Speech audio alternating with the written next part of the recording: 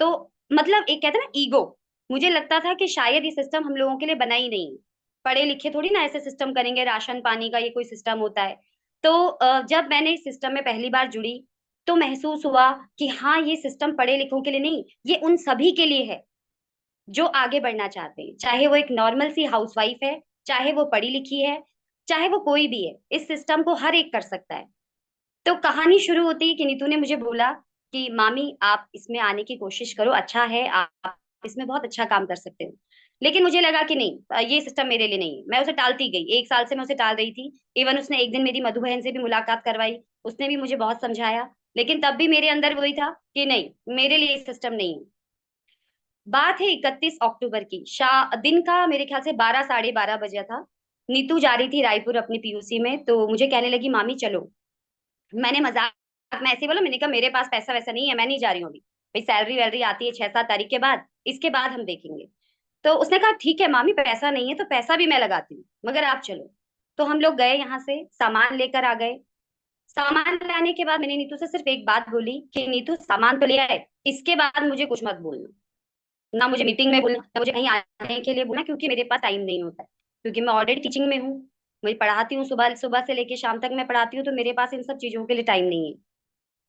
तो नीतू ने कहा ठीक है मामी, ना मैं आपका ग्रुप में कहीं नंबर ऐड करूंगी, ना मैं आपको बताऊंगी, ना मैं आपसे कुछ पूछूंगी। तो मतलब बिल्कुल साइलेंट, जिसे कहते हैं ना हम लोग साइलेंट टाइप का। तो हम साइलेंट हो गए, कोई बात नहीं, कोई कुछ नहीं।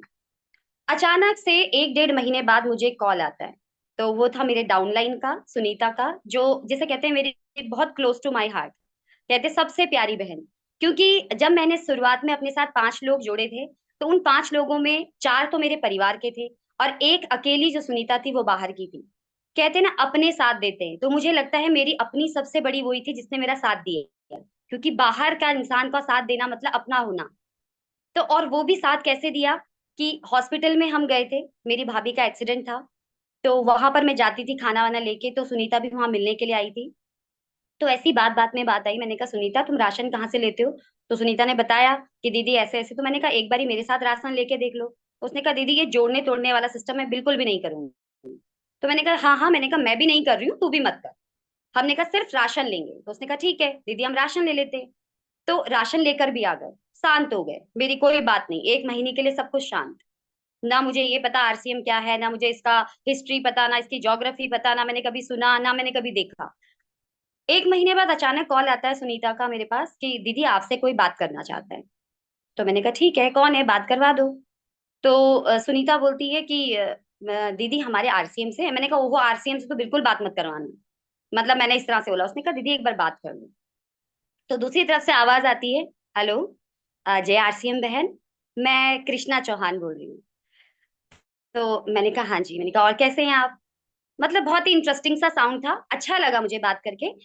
और कैसे हो आप, चल रहे हो सेमिनार में? तो मैंने उनसे यही बोला। मैंने कहा कौन सा सेमिनार, मुझे तो कोई सेमिनार के बारे में नहीं पता है। तो उसने कहा आपको नहीं पता है, आपको मंच पे सम्मानित किया जाएगा, आपकी ट्रॉफी निकली और आप नहीं जा रहे हो। तो मैंने कहा मुझे तो किसी ने नहीं बताया।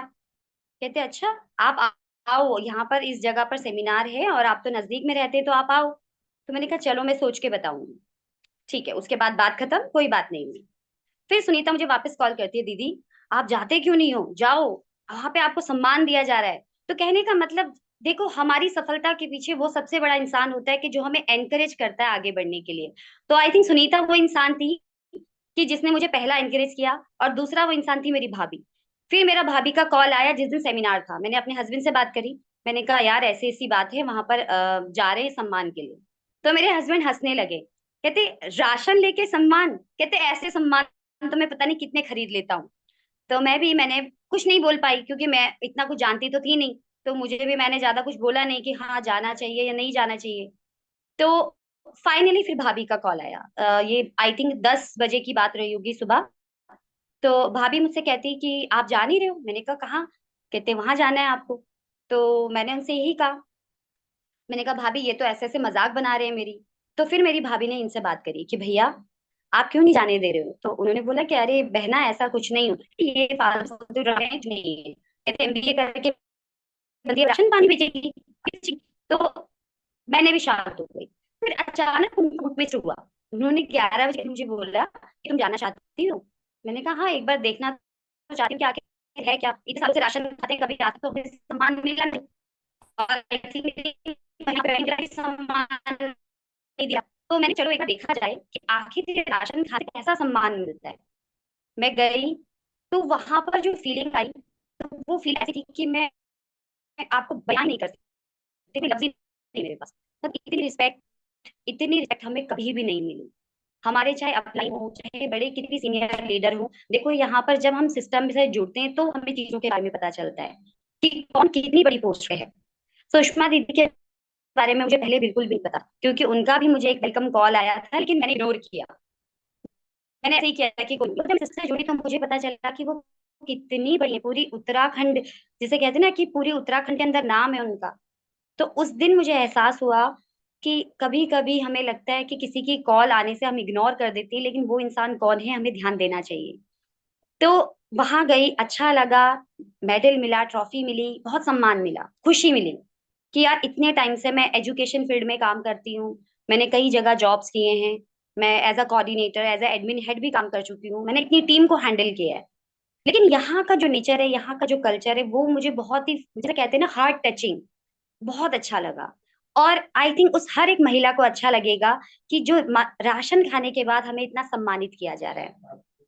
तो वहां से खुशी मिली, क्योंकि मैं पहले भी इनाम पा चुकी थी। ऐसी बात नहीं है कि मैंने इनाम नहीं पाए। मैं नेशनल लेवल तक के लिए, जैसे स्टेट लेवल तक में प्लेयर रह चुकी हूँ, नेशनल लेवल तक भी मैं आगे जा चुकी हूँ। लेकिन ये जो सम्मान था ना, ये मुझे बहुत अच्छा लगा।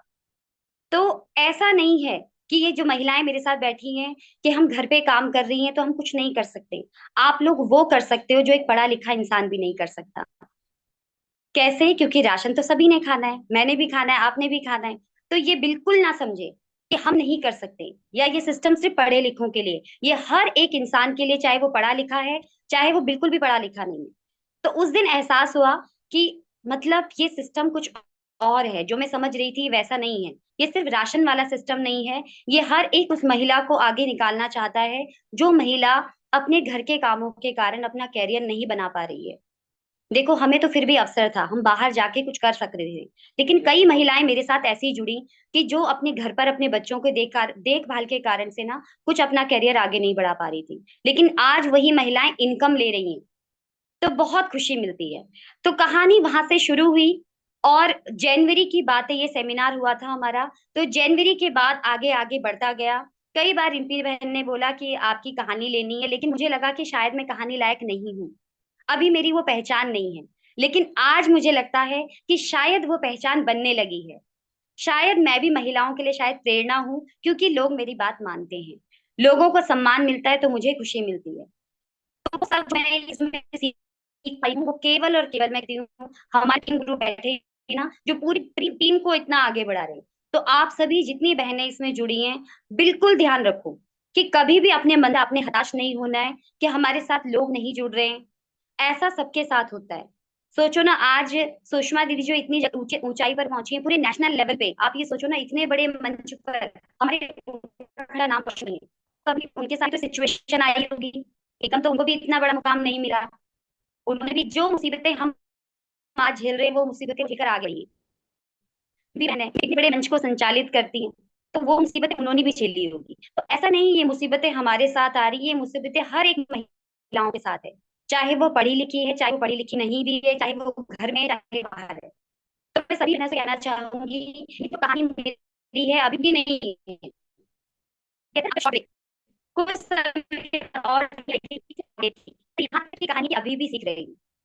कई चीजें बीच में 2-3 महीने तक तो मुझे यही लगता रहा कि ये सिस्टम मेरे लिए बिल्कुल भी नहीं है। मैं सिस्टम में काम कर ही नहीं सकती, क्योंकि हम जैसों के लिए सिस्टम बना ही नहीं। लेकिन धीरे धीरे अब लगने लगा है कि ये सिस्टम हर एक महिला के लिए, हर एक महिला के लिए, हर एक पुरुष के लिए है। और हमारे जो युवा साथी हैं, चाहे वो हमारे बच्चे हैं, मेरी बेटी जब मेरे साथ बैठी कहीं आगे लगाने में मेरी हेल्प करती है।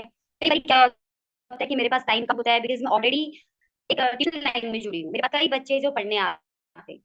तो ये नहीं है जैसे कई लोग बहाने मारते हैं कि हम जॉब कर रहे हैं, हमारे पास जॉब है तो हम इस काम को नहीं कर सकते। तो मैं इसको एज अ जॉब आप कहें तो मैं जॉब भी करती हूँ, साथ साथ में ये काम भी करती हूँ। और आज स्टार पिन पे हूँ। सब हमारी जो अपलाइन है उनका आशीर्वाद है हमारे ऊपर। लेकिन आप लोग भी अपने घर के काम के साथ, अपने बाहर के काम के साथ इस काम को कर सकते हैं, क्योंकि इस काम की सबसे खास बात यह है कि आप इसको एज अ पार्ट टाइम भी कर सकते हैं। जब पार्ट टाइम में मैं स्टार पिन पे पहुंच चुकी हूँ, तो आप लोग सोचो ना फुल टाइम में कितना आगे जा सकते हो। तो धीरे धीरे अभी मैं इसको क्या करने वाली हूँ, फुल टाइम करने वाली हूँ, क्योंकि अब इनकम भी अच्छी है, अच्छी पिन भी मुझे मिल गई है, तो क्यों ना मैं अपना पूरा फोकस इसके ऊपर लगाऊं। पहले मेरे हस्बैंड मुझे बिल्कुल मना करते थे, आज मेरे हस्बैंड मेरा पूरा सपोर्ट करते हैं। अभी अभी जैसे उन्हें पता था मेरी मीटिंग है, तो उन्होंने पहले ही मेरे साथ हेल्प करके सारी चीजें अरेंज कर दी कि ठीक है आप फ्री होके मीटिंग अटेंड करो। तो अच्छा लगता है। तो यही चीज मैं आप लोगों से भी चाहती हूँ, जो महिलाएं, जितनी भी महिलाएं मेरे साथ जुड़ी हैं, तो बिल्कुल इस सोच को लेके ना चलें कि हमारे साथ लोग नहीं जुड़ते हैं। देखो लोग नहीं जुड़ेंगे, क्यों? क्योंकि आपकी अभी कोई पहचान नहीं है। आपको पहचान बनाने में थोड़ा समय लगेगा। लोग जुड़ते हैं किसके साथ? जिनकी कोई पहचान होती है। और वो पहचान बनती है धीरे धीरे, एकदम से कभी नहीं होता। हिम्मत नहीं हारनी।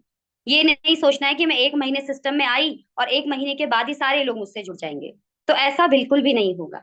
समय लगेगा।